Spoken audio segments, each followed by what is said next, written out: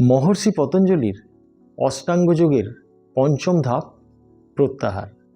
প্রত্যাহার হচ্ছে মনকে গুটিয়ে এনে ঈপ্সিত বস্তুতে কেন্দ্রীভূত করার চেষ্টা।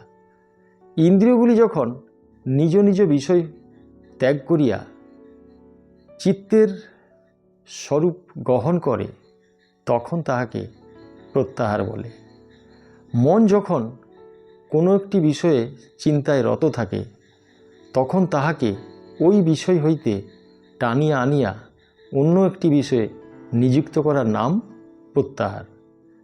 এক ব্যক্তির বাড়িতে ছেলের খুব অসুখ।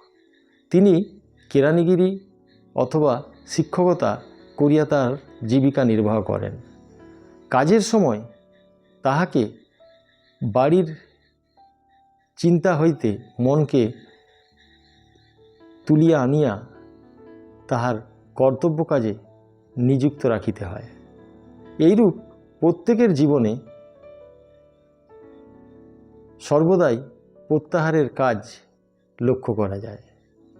এইরূপ স্বাভাবিক শক্তিটাকে আত্মজ্ঞানের পথে নিয়োজিত করলেই সফলতা লাভ সম্ভব।